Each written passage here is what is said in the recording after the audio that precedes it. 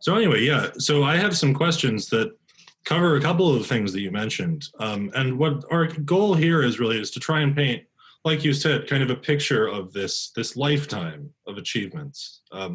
Jaws was obviously, it was just this monumental film, but I mean, as incredible as that achievement is, I mean, there's also so much more to your career than that. So many wonderful things. And one of the first things that I saw that I was amazed by, that I'd never realized, was you were a supervising writer with Tom and Dick Smothers at CBS on Smothers Brothers Comedy Hour. Yes, on the episode that won the Emmy. That's amazing. Which episode was that won? It was, I think David Fry was the guest, and maybe Liberace, I don't remember. But Chris Beard and Alan Bly, who were producing at that time, they used to rotate the head writing assignment amongst the other writers. And on the week that we did David Fry, Lorenzo Music and I, who were writing partners and who wrote a lot of the monologues for the Smothers Brothers, we got tapped to be co-head writers, and we did. And the showpiece of that particular episode was a long sketch kind of based on the once and future king, about who could pull the sword out of the stone and become the next king. And of course, nobody could. And then when the crowd disperses, a street cleaner, played by Paulson, comes wheeling his little pail of horse shit through the town square, and he sees the sword in the stone. He goes, that shouldn't be here, and he pulls it out. And nobody sees it. And that was the payoff for that sketch. But it was great. It was great fun, and we wrote monologues for the brothers, and it was a great writing staff too. I mean, that was Steve Martin and Bob Einstein and John Hartford, Murray Roman, quite a bunch of talented guys. And so back then, I guess it would sort of function the same way that a lot of TV shows now do now. So you had a sort of a writer's room, and then with each episode it would rotate. Yeah. Yeah. We had a writer's room. Our offices were up on the top floor of CBS on Fairfax. And we had little cubicles where we would pair up or triple up and work and create material and submit it for review. And at the end of the day, they go, okay, we're going to do this. We're not going to do that. Good luck. And we had this constant interaction between all these really talented writers, and it was very worthwhile. We got to do a lot of good material, and a lot of politically sensitive material, which made CBS quite angry. Yeah, and that was what I was going to ask about in particular. So one of my favorite jokes from Smothers Brothers was Tom and Dick Smothers are standing there, and they talk about how the State Department has issued a warning not to travel to foreign lands. And then I think it's Tom Smothers goes, okay, all you boys in Vietnam, come on home. It was such a wonderful joke, and you guys got in a lot of hot water for that really cutting-edge material. And I'm curious, kind of, as a writer's room, how did you guys like to approach that material, and how did you all kind of stay the course when you were criticized for it? Well, I was lucky. When I joined the Smothers Brothers, I had already been in the committee for 5 years, and the committee was a very politically savvy, satirical comedy company that really took its politics seriously, the liberal politics. And so I had a background in that kind of material. And Tom had just recently become enamored of progressive politics and giving the show a progressive voice. And that made the show refreshing. I mean, Laugh-In was our biggest competition at the time in the musical variety comedy arena. There was Laugh-In, and there was the Carol Burnett Show and Red Skelton. But nobody did Laugh-In's idea of politics was having Richard Nixon go, suck it to me, suck it to me. But we did overtly political material almost every Sunday, and it made CBS crazy, and they would try to censor it. The local affiliates would preview the show and then instruct their transmitter engineers to dump the sound if something came along that was, politically sensitive. They edited Joan Baez ruthlessly because she said political things. But we still put them on the air. We still filmed them. We put them on the air. When the show was canceled, the reason for the cancellation was, a technical reason that we failed to live up to the contract on delivering materials on time. But what that really was we delayed until the last possible contractual minute. And there was an intern on the show who became a producer, got a kid named Court. At that time, he was a kid named Court Cassidy. And Court's principal job as an intern was on Friday morning, he would take the edited show for the Sunday show, 2.5 days ahead of time. And he would fly to New York with a tape in his lap and hand deliver it to the network so that they could preview it for the affiliates on Saturday on a closed circuit. And then the affiliates could make notes as to what they didn't like.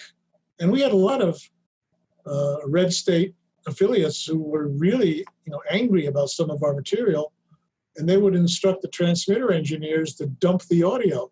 So, the show would be going on, and then all of a sudden it would be, and then the sound would come back, and that would be, K bumfuck Utah, censoring content.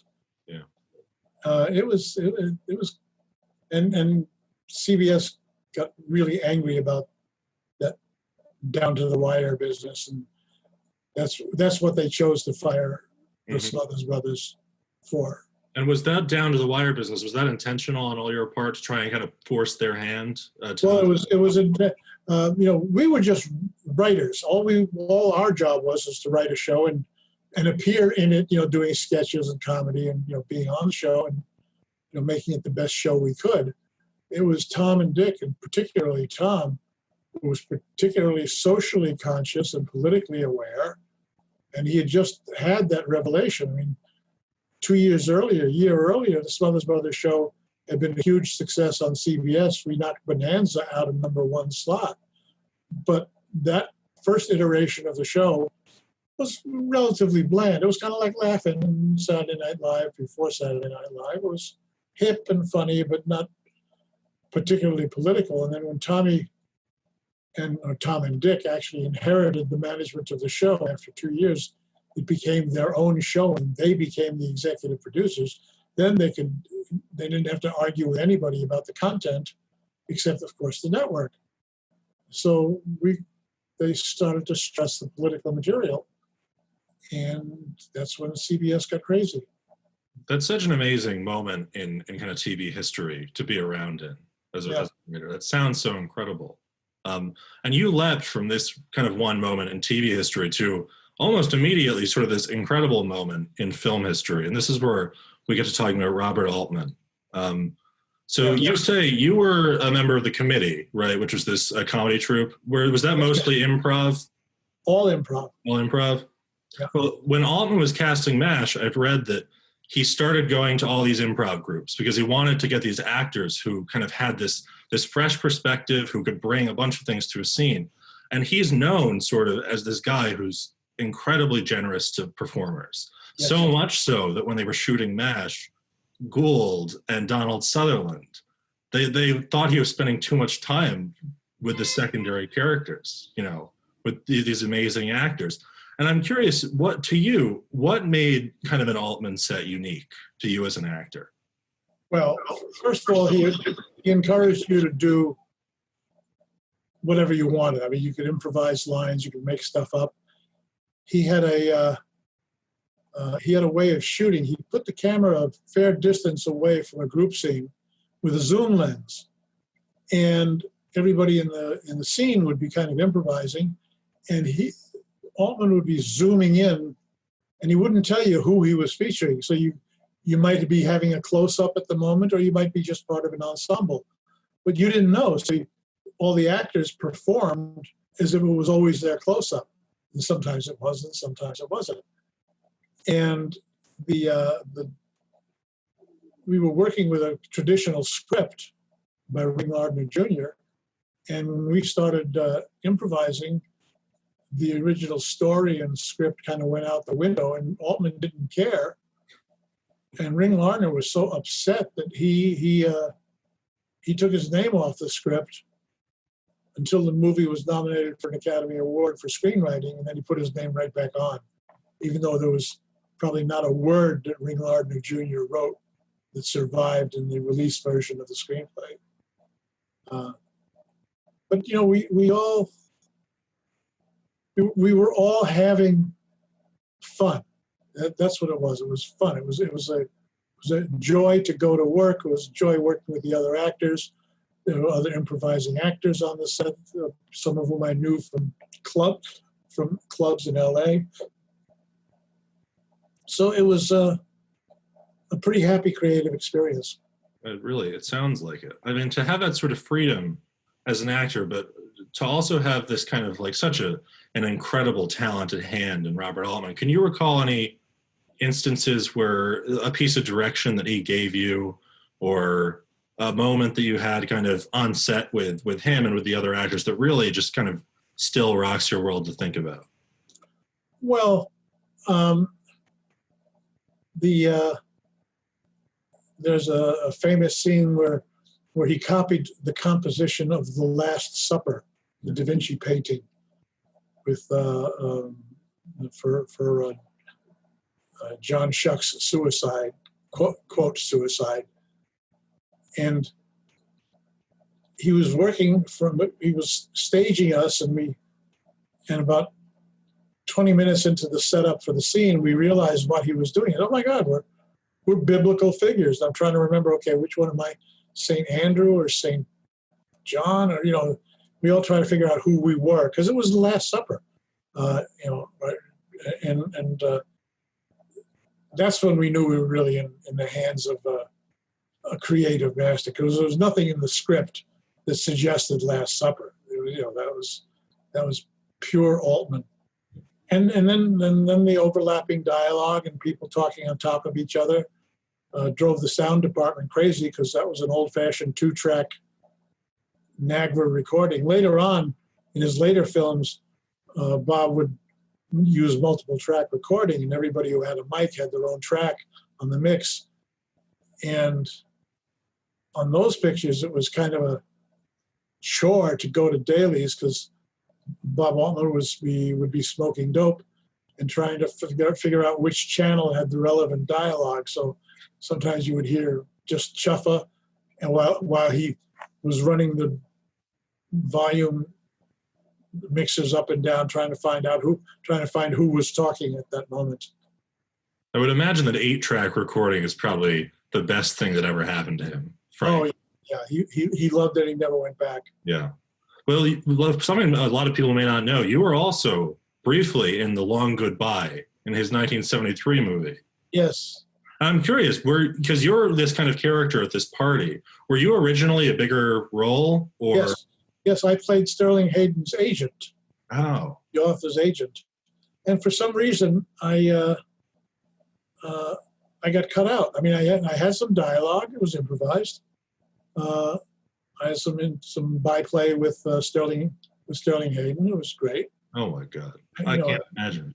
Yeah, no, it was terrific. But in the ultimate cut, I was completely eliminated, or almost completely eliminated. And it's funny, I have a bit of memorabilia here that I've been trying to figure out if I'm going to sell it on eBay or not. It's the oh wow! And it's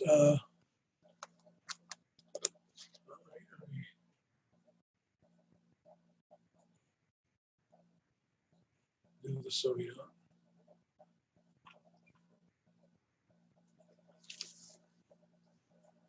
And it's all stills from the film, Oh my God. and it was given to the cast and crew. They're all kind of faded now. Look at that. I imagine these party scenes that he shot were probably like real party. There's Altman himself, Oh my God. clowning at the camera. I'm not, and this is all a lovely book. It was distributed to the cast. I'll put in the first bid right now. Mark me down. And I'm not in it. It's like I wasn't in it. Mm-hmm. Luckily, the footage survives, so I can always go grab a still frame. Yeah. From the movie.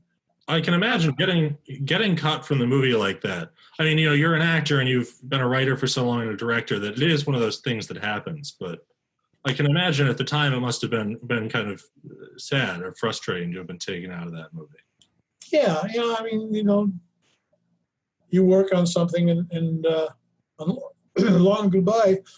I didn't work very hard. I mean, I went there. The location was Altman had rented a beach house and he used it as a location, and that's where we shot it. And so I had to drive out to the beach for 2 or 3 days and hang around the set and make myself available and do that. But it wasn't an onerous demand on my time. It was something easy to do. Yeah. So I'm sorry it didn't work out better, but that's part of the business, is being, I had a bigger part in Jaws before I rewrote it. I wrote myself out of it. Well, you provide the perfect transition now. A true writer, a true great writer. So I can guarantee, and you can probably back this up, there's probably not a single question about Jaws you haven't been asked at this rate.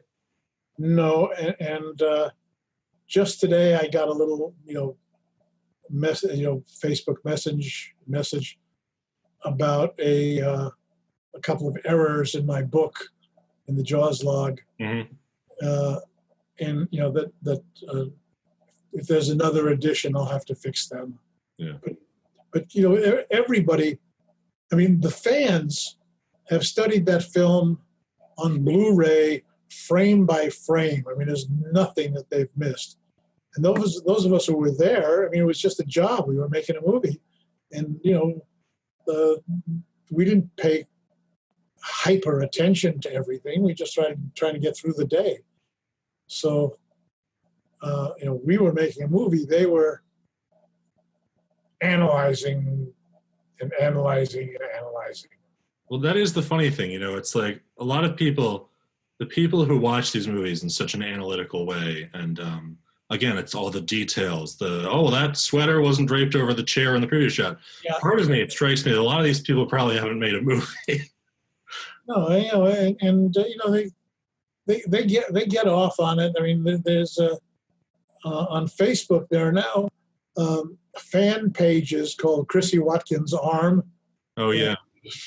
The dog Pippet, the dog has his own Facebook page. It's expanded exponentially, and I guess if you lump together all the Jaws pages and fan pages, and I don't know, probably a million or so viewers who just talk about Jaws every day, and I don't know what they're talking about half the time. That's very reassuring to hear from someone who is so close to production. It's really nice. But one thing, I'm interested to know, at what point while you were making this movie, again, when you're making a movie, your head's down and you're just kind of so into it that you get the blinders and it's sort of hard to see anything else. But I'm curious, at what point did you start to realize, either while making it or afterwards, where you were like, oh shit, this is enormous? There were hints. The first time we saw the shark, where it pops up behind Scheider and comes out, Scheider is saying, you come down here and chum some of this shit for a while. And then the shark appears. And now on the production track, that's a very funny kind of a shot because you can hear the crew. You can hear the crew kibitzing. You can hear the compressed air working as bang, kiss, make it work. Look out, get it. People are yelling and stuff.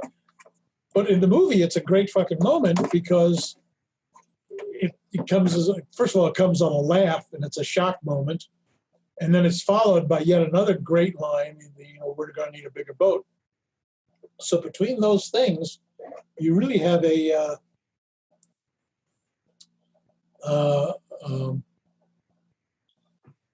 lot going on that the audience never sees, and we're just trying to, like I say, we're just trying to make a movie, and all this stuff is going on at the same time. And what was your question? What was that moment where you realized that this is enormous? This is going to be something incredible. The first time the lab was timing the print, trying to get the color values right. Now, Technicolor, when they look at movies, they're only looking at color. They're not looking. They're not making aesthetic judgments. They're not saying, "Oh, nice framing, good performance." A lot of tension there. Oh, this is a good room. They're just going, are the blues, does the sky match? Is the blues right?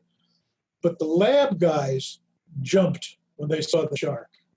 That was the first time we knew that the picture had some larger grip on the viewing audience. So that was the first sign. Second sign was the first paid previews. First time it played for an audience, it got an extraordinary reaction. I mean, people went nuts.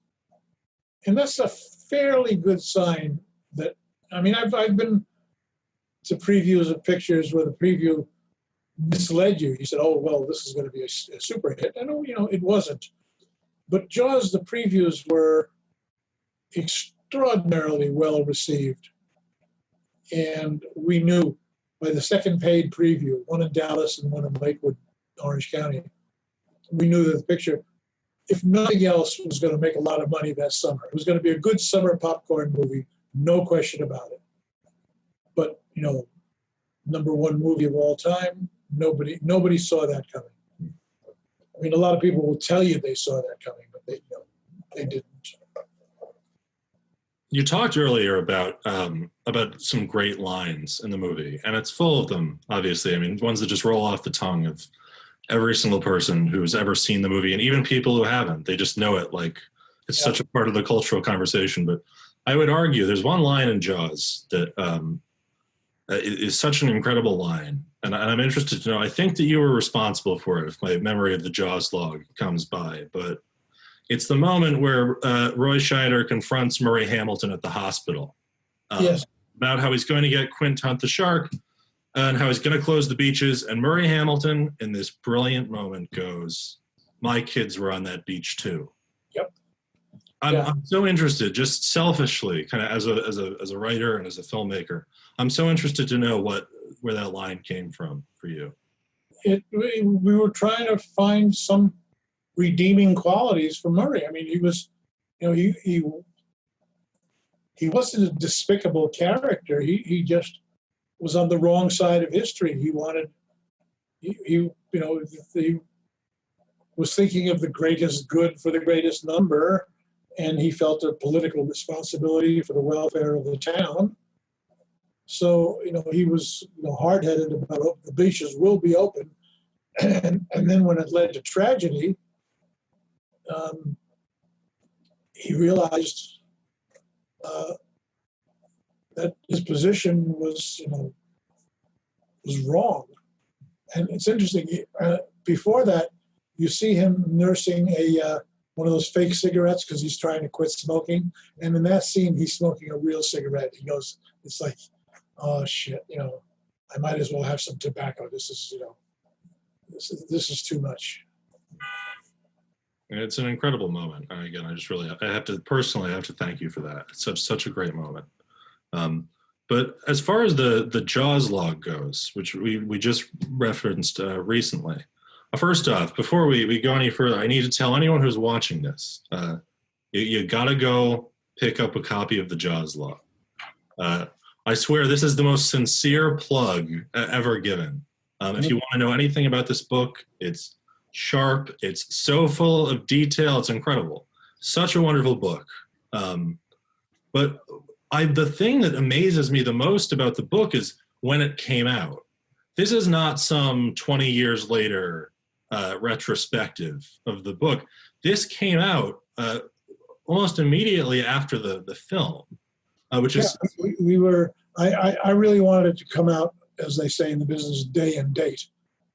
But the official pub date was like July 5th or something, and the movie was released on June 16th. So we missed the movie by a couple of days. But starting in July, as the picture kept doing better and better business, the book was in stores and supermarkets. It was a mass circulation paperback, and it sold millions of copies, literally millions. I went 23 printings or 24 printings. Well, that's such the interesting thing is that a book this candid and interesting coming out right at the same time this movie is so at odds with like the studio culture nowadays. I'm curious, what kind of I think it's amazing that Universal was like on board. Did you receive any sort of, were there people who didn't want it to be published, who thought that it'd be best if the drama was kind of... No, the genesis of the project was that in those days there wasn't a lot of merchandising tie-in. The merchandising for Jaws was like a lunchbox and a sweatshirt and some coffee mugs, and that was about it. Yeah. And they sold them up at the Universal theme park. But they had just gotten into the notion of synergy and, cross promotion. And they had hired a guy at the Tower who did publishing deals. He was a New York publisher. And the original notion was to do a nice big coffee table book in 3 parts. 1 part by the director, Steven Spielberg, 1 part by the producers, Zanuck and Brown, and 1 part by Peter Benchley about having his novel produced. And Stephen, who was very busy preparing and working on Close Encounters, said, "Yeah, I'm really busy. Can you ghostwrite, can you write my third of the book?" And it was, at the time, it was just going to be captions for photographs. I said, "Yeah, sure." And, 500-word intro or something. So I said, "Sure, I'll write it." And then Peter Benchley got caught up in doing The Deep, and Zanuck and Brown got caught up in whatever their projects were. So everybody started dropping out. There was nobody left to write except me. And then the publishing guy at Universal said, "Well, I can sell this book as a standalone, but you got to write it, quickly." This was in March of '75. If we're going to get this book in the stores concurrently with the movie, we need it, immediately. So luckily, I was there for, all the stuff that happened on the vineyard, so I had a firsthand knowledge of that. And I scrambled and did a bunch of interviews with the people who I had never met, who had worked either before me or, in the case of Rod and Valerie Taylor, worked, across on the other side of the world, filming sharks in Australia. So I did interviews with Rod and Valerie Taylor and Carl Rizzo, who was a little person who doubled Hooper in The Cage, and I got to interview, and Bob Addy, who built the shark, and Roy Arbogast, who was special effects. I talked to everybody who I didn't know personally from the shoot. And anybody who wasn't on the vineyard, I connected with after the fact and, made careful notes. Then I had a notebook full of in my interview notes and a lot of stills from the movie. And I went off to a fat farm. I mean, okay, I might as well lose weight while I'm doing this. And instead of going to calisthenics classes and menu planning classes, I just sat in my room and wrote. And when I was done, the book was finished. It was written in a fairly short time, and off it went to the publisher, and it came out, just 2 or 3 weeks after the movie, and immediately started selling big time. I made very little money from shooting the movie, but I made a lot of money on the book. And then over the years, my cousin, who was Paul Gottlieb, who was a publisher in New York, said, you should recapture you should republish that book. And sure enough, through his good efforts, we hooked up with Newmarket Press, and they printed a 25th anniversary edition. And I got to go back and revisit all the chapters and make endnotes about stuff that I hadn't researched enough for the first book, or stuff that nobody wanted me to write about. And I said, okay, I won't write about it. But 25 years later, I was free to include anything I wanted in the book, so I did. And the 25th, 30th, 40th, and current editions of the book reflect all that additional knowledge that I picked up catching up on things. The Jaws log captures this in its entirety, and again, to the folks watching, I can't say it enough. Pick it up. It's an incredible book about not just about Jaws, but just about filmmaking and the process. But it captures the incredible story of the making of Jaws, which has been said time and time again, almost as interesting as the film itself, and in some cases more. But one of the things that I wanted to know is how soon after Jaws' success, when did the phone ring for Jaws 2 for you? I guess the following year, phone rang for Jaws 2, and they offered me scale. Oh. Zanuck and Brown were stingy bastards. Yeah. Bill Gilmore, who saved their ass, he was the line producer, and really got Jaws through location filming through a very difficult time. As a thing, a lot of people give their key production people, especially on a hit like Jaws, they'll give them a car. Like Elvis will give you a Cadillac. Zanuck and Brown gave Bill Gilmore a large screen TV, at which point he quit their company and said, fuck you. So they offered me the movie for scale, Writers Guild scale, for a sequel to by that time, the most successful movie of all time. And I remember saying to my agent, pass, tell them, fuck you, no. They'll be back, and it's going to cost them. And sure enough, they started Jaws 2 with an untested director and his wife, the writer. And it was a flawed concept, executed poorly. And within a week or two of principal photography starting, they fired that director and shit-canned the script and realized they had to recast the parts. And did I have any ideas? And I said, yeah. And I made a deal that was more appropriate and that paid me a living wage for a sequel writer. What was the original concept, the one that the first director who was let go, was that concept the one of kind of the bleak, kind of run-down Amity that they said was too blue in the Daily Recall that story? Yes, there was a Hank Searles wrote a novelization based on that script. Now, that script never made it to the screen, but you can get an idea of what it was like from Hank Searles' script, Hank Searles' novelization. But the stuff that was on screen was depressing and unlovely and technically inept. The director had not had a lot of experience in directing. He had a success d'estime with a movie in which he was very lucky to have Robert De Niro doing an incredible part. So, whatever success he had, he owed to a Robert De Niro and Joe Pesci performances. not his skill as a director.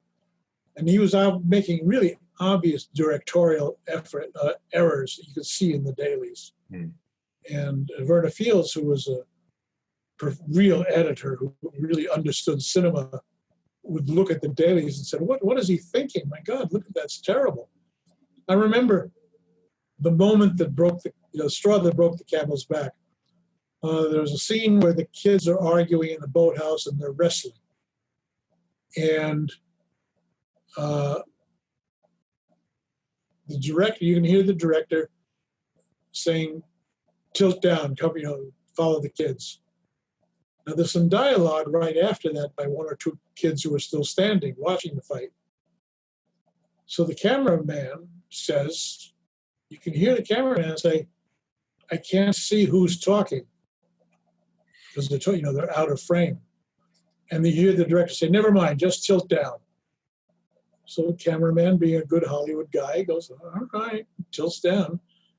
And then you hear characters talking, and you don't know who they are. Well, that was when Verna threw up her hands and said, this guy doesn't know what he's doing. So there was a hiatus built into the schedule, and then I came up with the cruising concept, because Universal quite wisely said, 18 to 34s, that's who we need. That's who made the first one a hit. We need them back. So I figured out a concept that would bring the 18 to 34s back in, gave them a crowd of kids they could identify with, a smart kid, a pretty kid, a dumb kid, a loser kid, the stock characters in TV comedies. And then, and then some novel scenes that, nobody had thought of, like a helicopter, This was reported to me. Somebody had gone to see the movie in a theater and was listening to kids coming out of the theater, telling kids in line, you're going to love it, we do this. And a kid was coming out of the theater, and he said to his friends on the line, says, Jaws ate a helicopter. So they used to call the shark Jaws. He says, Jaws ate a helicopter. And that was based on a moment in MASH where we actually had a helicopter crash during filming. So, and I realized, in movies, you don't see helicopter crashes because they're kind of unique. So I included some of that stuff. And Jaws 2, it sounds like it was a stressful production overall, considering how much there was a lot of studio interference, but some of it was justified, some of it was just studios being studios. Right. And Roy didn't want to be there. Yeah. He was there because they had a contract. So because he was supposed to do that other film, and then they said, if you do Jaws 2, we'll get you completely out of your contract. Right? Yeah, I guess he had one of those standard contracts where he would have to do all the sequels, and he didn't want to, and he had Blue Thunder coming up, and he wanted to have a career not tied to one character, which is, for an actor, is a wise choice. Yeah. So they eventually made the deal. Okay, you do Jaws 2, you don't have to do any more Jawses. Mm-hmm. And when you get approached for Jaws 3, as I recall, are Zanuck and Brown, are they attached to Jaws 3, or were they out at that point? They were. They weren't out, but they had. The studio had said, you know what, you guys can only you only know how to make expensive movies, and you spent $27 or $29 million on Jaws 2. So for Jaws 3, even if it's 3D, we're going to make this, a negative pickup deal. We're going to hire an independent production company, and they'll be responsible for the wages and the overages, and they can make their own deals with the stagehands and the teamsters and the actors, and they can save as much money as they can. So they got a producer who was even stingier than Zanuck and Brown, a guy named Alan Landsberg, who had done some diving documentaries. He was aware of the problems, but he was so cheap that the climactic scene in Jaws 3D, this is a spoiler alert, where the shark crashes into the control room, the special effects shot was slow. I mean, the shark looked like a whale, like a balloon, dirigible, slowly drifting toward the thing, and it had no urgency to it. And it would have been simple to do a retake, but it would have been it would cost an extra day of shooting because, it was big set, all the actors, special effects, water. And Landsberg didn't want to spring for another day on that set. So he said, it's good enough the way it is. And it's not. The climax of Jaws 3D is kind of unsatisfying because the shark is not as terrifying as it could be. And if you're going to do anything in a Jaws sequel, you've got to make the shark terrifying. I've never seen Jaws 4. I never watched it, so I have no idea what it's about. Did you ever get approached for it? No. By that time I was done with the fish movie. Well, that's Jaws. The first one particularly is very frightening. The second one has its frightening moments. But one of the things that I think often goes underappreciated is how incredibly funny some of Jaws is. Yes. It's clearly, it's such a sharp wit from your background as a comedy writer. Exactly. And one of the things that terrifies me as a writer is comedy. So when you go into a movie like The Jerk, where you have these incredible talents, you've got yourself with this wonderful sense of humor. You've got Steve Martin, Carl Reiner. I mean, because I can't even begin to picture, how do you approach a comedy like that? And you're co-writing it with Michael Elias, right? Yeah. How do you approach like a script like that so much of it's going to be on the day funny? Well, not all of it, but the thing about writing, luckily, because I had such a background in performing comedy, I was kind of a student of comedy. So as a writer, a comedy writer, going all the way back to the Smothers Brothers, if I was writing a sketch for the Smothers or for Flip Wilson or Bob Newhart or, the Vernon Shirley, any of the shows that I did, Odd Couple, if I was writing a joke line, I had a pretty good idea of what would get a laugh. I mean, I knew how to craft a joke. I'm fond of saying that by the time you know what a sense of humor is, it's too late to get one. You have to be inherently funny, and that's a mystery. I mean, you can scratch any stand-up comic from George Carlin to Pat Oswalt to Joan Rivers to Sarah Silverman. They're just funny. They got funny bones in their body. They know what a joke is, and you have to do that. So most of the time when I was writing jokes or writing comedy, I had an idea that where the laughs would be. Not always right. The audience always ultimately is the judge of what's funny. If they don't laugh, it's not funny. But I can look at a script and go, okay, there's going to be a laugh here, there's going to be a laugh there, hold for a laugh here.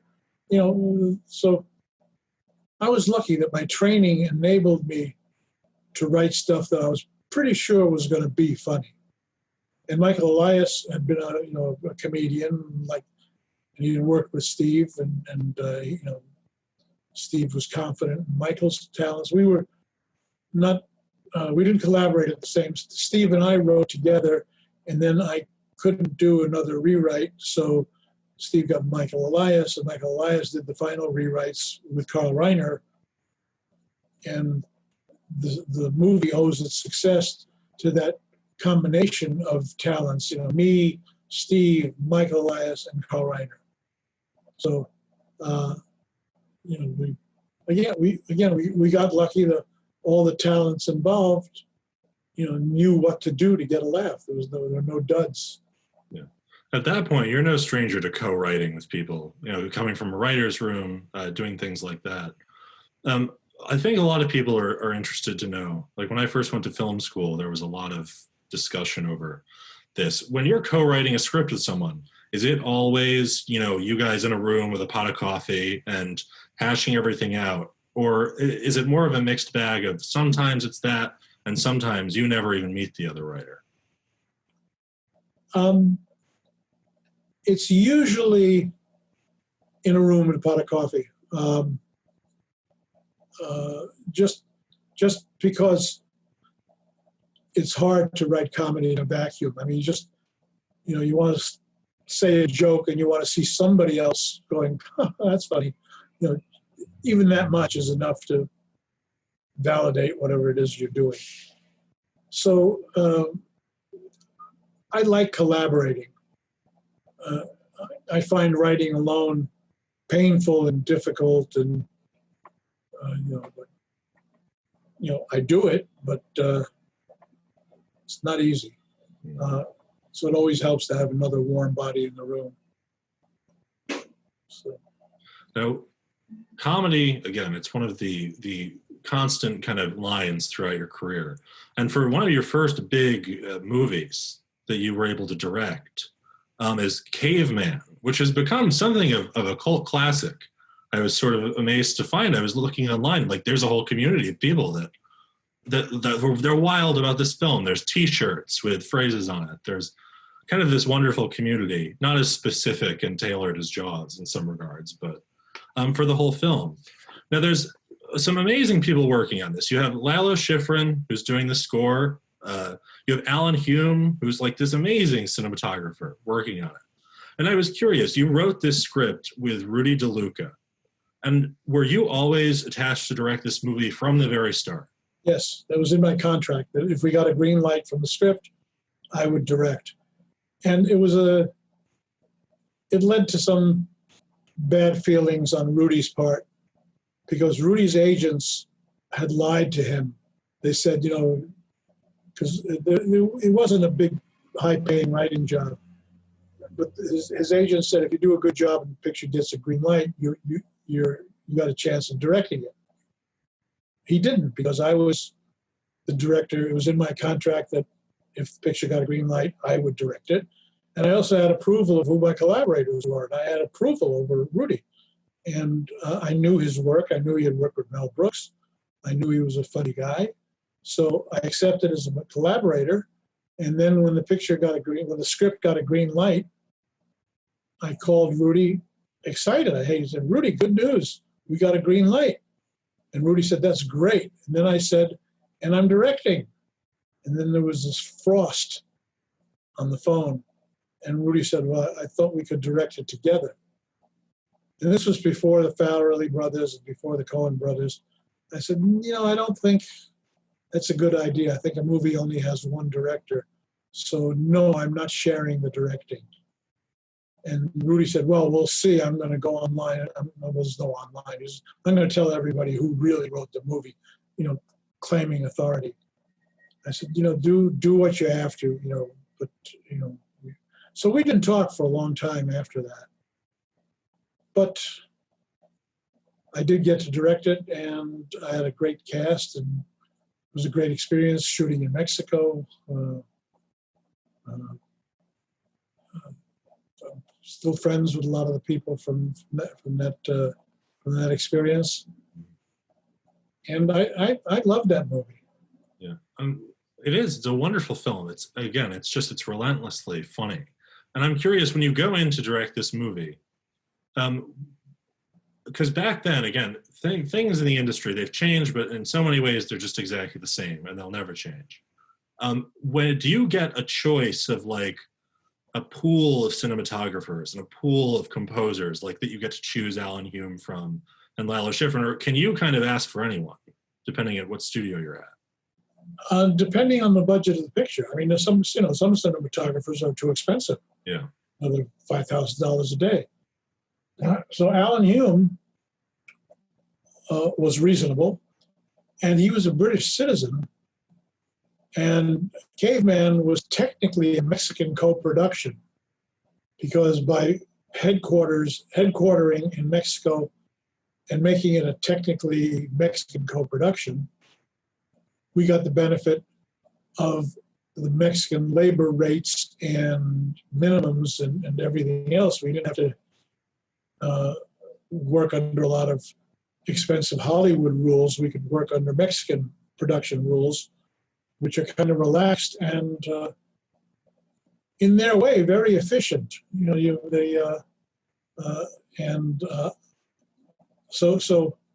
and we had a executive producer, production manager named Ted Parvin, who was bilingual and grew up in Mexico and had a lot of friends in the government and in the studios. And everybody forgets that at one time, Mexico made 400 movies a year. They were like Bollywood. And there's a studio in Mexico where we shot called Churubusco, which looks like 20th Century Fox. I mean, it looks like a Hollywood studio. It is. I mean, it's, sound stages and offices and commissary and scoring stages, because Mexico used to make movies for the whole Spanish-speaking world: Spain, the Philippines, South America, except for Brazil. In any place where they spoke Spanish, movies came from Mexico. So there was a pool of production talent. There were, prop makers, and if we brought an English camera crew, there was something of a quota system, so we didn't get stuck. We didn't have to. If we brought a Hollywood crew, we would have had to pay them the Hollywood wages. But Alan was happy to work for what we were paying. And it was funny, he wanted to be paid in pound sterling, so production guy had to go to the bank and change Mexican pesos into British pounds. And then when the currency market fluctuated, Alan said, no, I think we want to be paid in pesos, because all of a sudden the peso was worth more than the pound was. Anyway, but all those little minor things. Alan had made this one incredible shot in a Bond movie where Bond skis off the edge of a cliff and his backpack opens up and it's a British flag. Of course, yeah. Alan Hume made that shot. Oh, wow.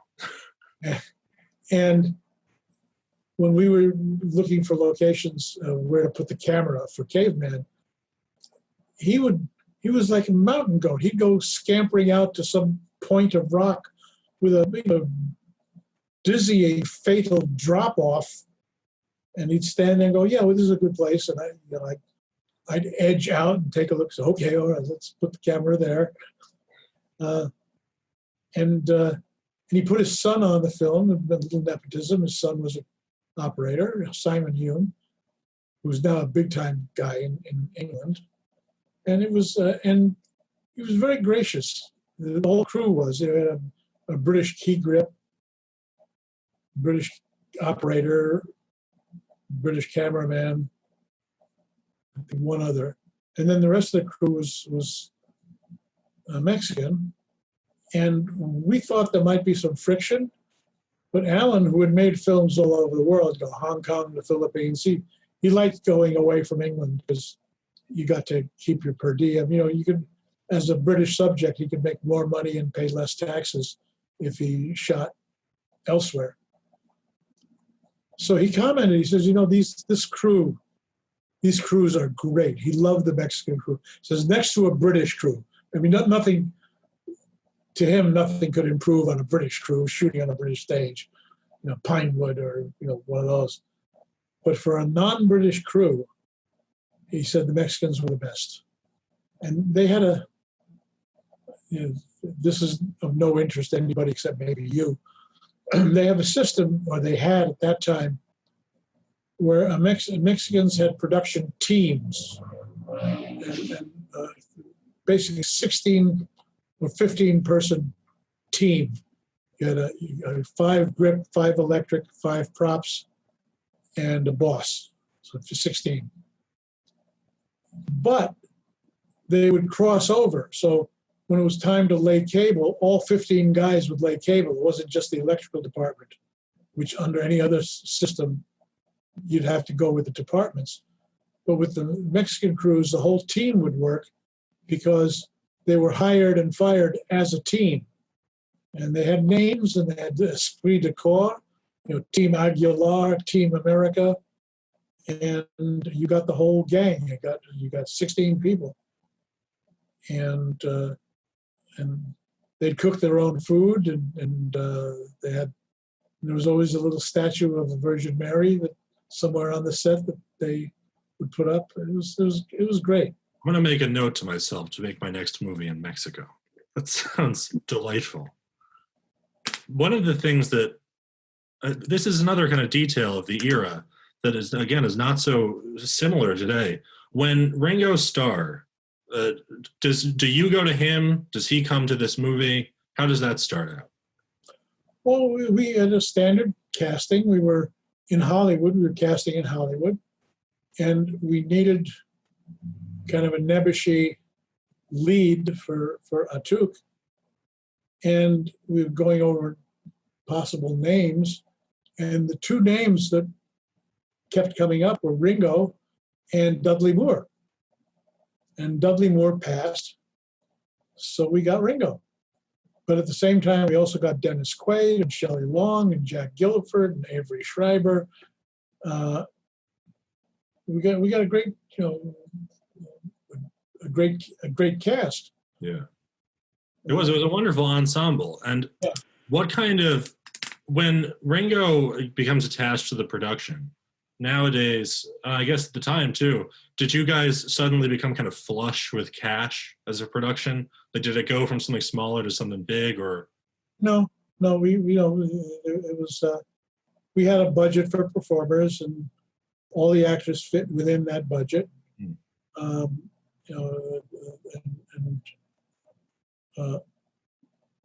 Because people were not sure about Ringo. I mean, but I had worked for Richard Lester, so I was kind of acquainted with Richard Lester.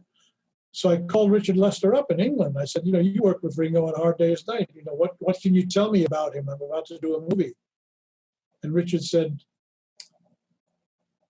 use 2 cameras every time you're on Ringo, because he never does the same thing twice. He doesn't match. So you need a close-up and a long shot so you can cut and have him still be in sync. And in contrast, Dennis Quaid matches perfectly.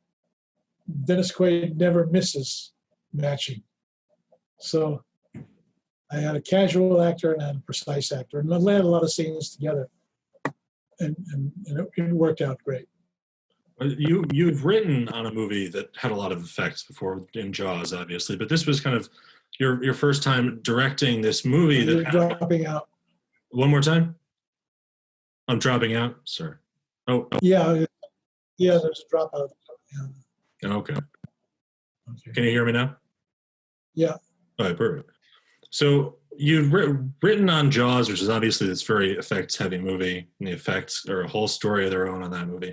But with Caveman, you have stop motion, you have animatronics, you have all these things that have to be figured out way ahead of time. What kind of challenges does that present to you as a director? Well, a lot. You have to work very closely with your effects guys. In my case, it was we started the movie with a guy named Jim Danforth, who has his own page in cinema history. He did some amazing things. But Jim and the producer didn't get along. So Jim left the picture, and a guy named David Allen, who was an associate of Jim Danforth's, finished the film. But Danforth designed the creatures and the animations and the sequences, and was, as a director, when you're doing that kind of footage, you have to just step back and let the effects guy tell you where to put the camera, because he's got his own requirements. So I, again, being a good collaborator, I said, Jim, whatever you want, I gave him the set, and he would do it.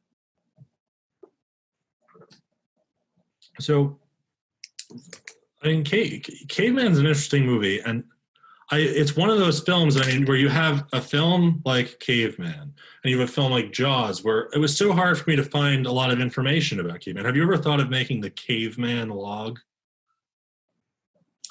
Oh, no, no, and it's too far gone in the past, too distant. Mm, Too many key people are gone also. yeah. I mean, beyond its legacy, back to the Fish movie. It all comes back to the Fish movie. Um, Beyond its legacy as this kind of enormous success, this cultural touchstone, Jaws is also it's just a great film, and has such a dominating presence in your own career. I'm interested. It's 45 years in the rearview mirror now. Kind of personally, when you think of Jaws, how does it make you feel?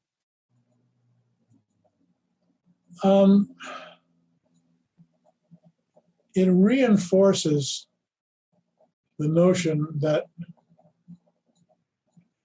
you can't just be good, you have to be lucky.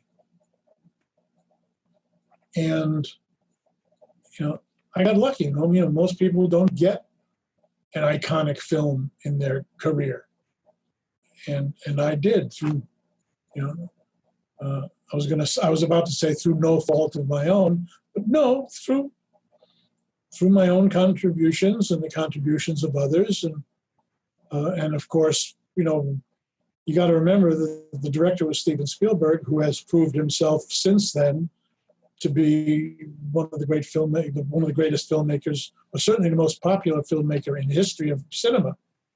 The guy who adjusted for inflation, I think Spielberg is responsible for 6 of the top 10 hits of all time. So you had a young filmmaker at his most creative. You had producers who were wise enough to give him his head. You had the times that turned out to be right. The fact that a shark bit somebody in San Diego the week the movie opened, you can't buy that publicity. Just a lot of things went right. And,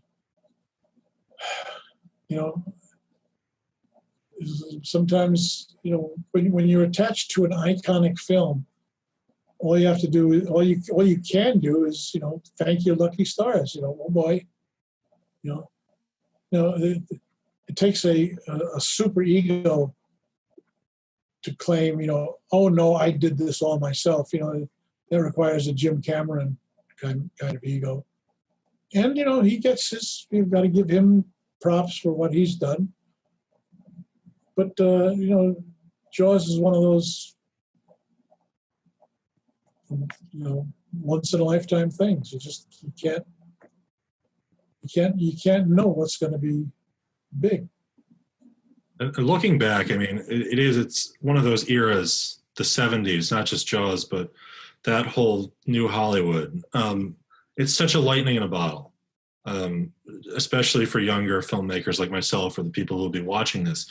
We look at it with such romanticism to think how amazing it was that you guys all got to be a part of that.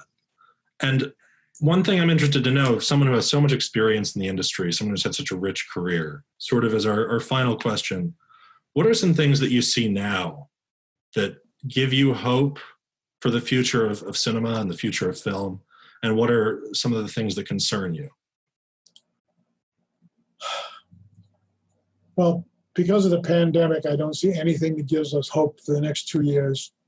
Until audiences can sit in the theater shoulder to shoulder, eating popcorn and breathing on each other, the whole audience experience is gone. And that's an important part of performance art. It's how the audience reacts. So now is a difficult time. It's hard to shoot a film because of social distancing. How are makeup and hair going to stand over you and when they should be 6 feet away? Can't do makeup from 6 feet away.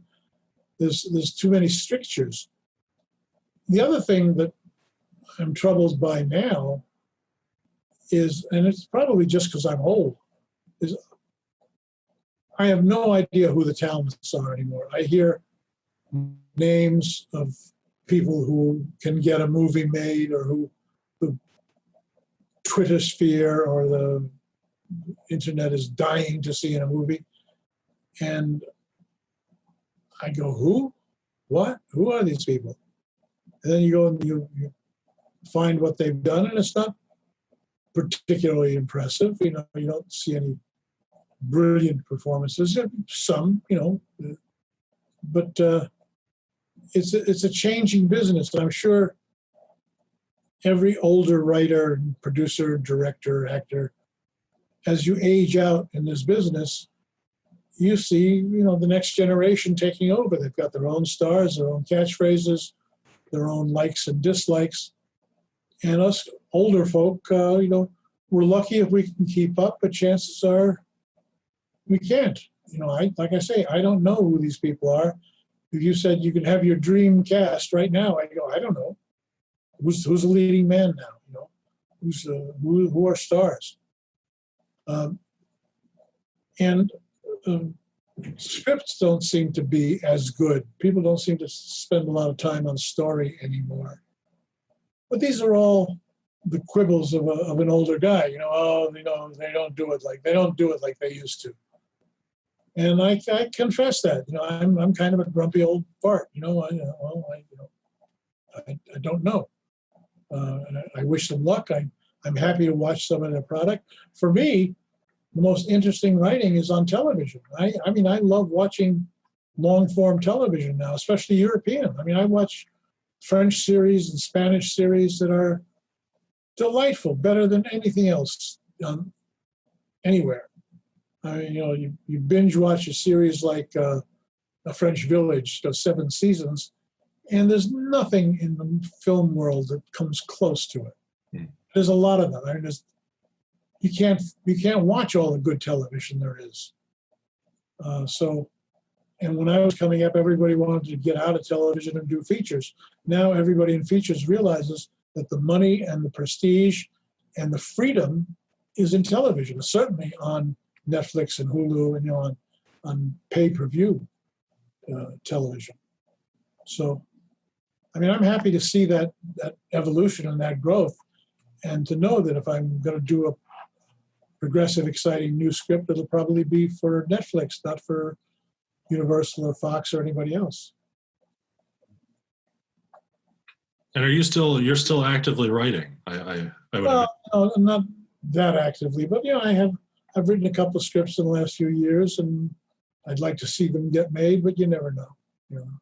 If you had to pick, because you said that it's hard for you to think of, you know, contemporary talents but who are some filmmakers that right now, they could be older, still working, but who are some filmmakers that you right now you really do think are kind of the future of the art form? Well, I'll go see anything the Coen brothers do. I'll see almost anything Charlie Kaufman writes. I don't know, you know, I'm not that in love with any of the new guys. And it's just not because they're not good, but just because I'm unfamiliar with their work, and I lack the time and inclination to immerse myself in modern cinema anymore. You know, I mean, when there's more money spent on Game of Thrones than there is on anything else in the feature film world, then, you know, you got to go with Game of Thrones. Yeah. I think a good place to end will be back at the beginning. When you first started out, when you were first writing for TV and directing for TV and writing for films, who were the people that you looked up to? The directors, the great writers? My real favorites were guys from the golden age in the 30s. Michael Curtiz, John Huston, John Ford,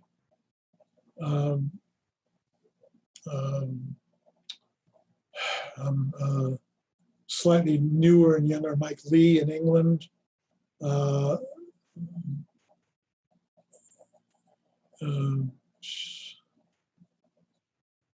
Yeah, the guys from the golden age of Hollywood. When you look at Michael Curtiz's body of work, and here's a guy who made like Casablanca and Robin Hood within a year of each other. Yeah. You know, Victor Fleming. Victor Fleming directed Captain's Courageous and Gone with the Wind. So how come there's no Victor Fleming festivals? Yeah. You know,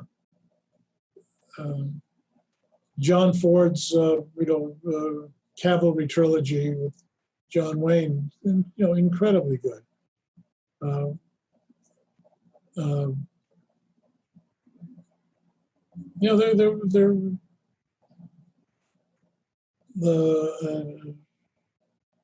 My favorite black and white film is a little known piece of work called Prisoner of Zenda, directed by Wells Root, I think. Anyway, it's a archetypal black and white sword fighting movie. Mm-hmm. And nowadays, thanks to Turner Classic Movies, you get a chance to revisit some of them and you realize how good they are, except that there's no black people in them.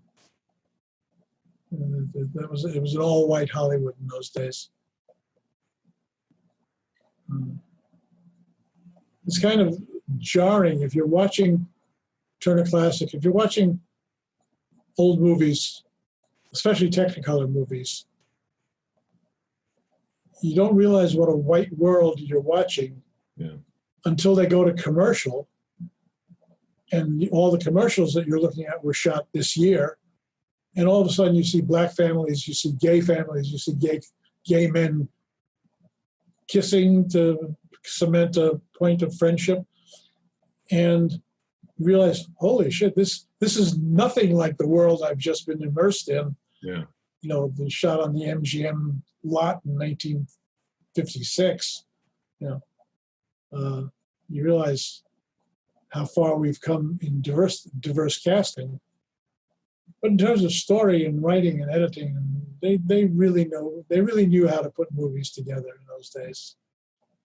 And it's funny now that now directors who work even their whole lives are lucky if they make 20-something films. And back then, Curtiz, Ford, these guys were making 100 and something films back to back, back to back.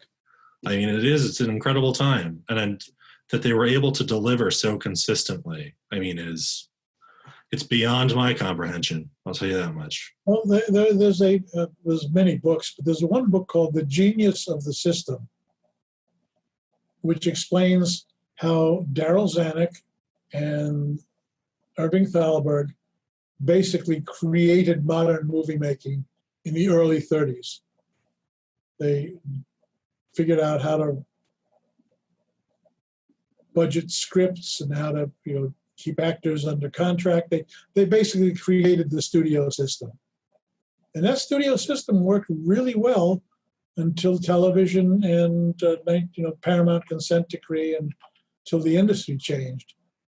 But if the 1950s, with a transition, and then by the 60s and 70s, the studio system was on its way out. Universal is one of the last studios that had a studio system.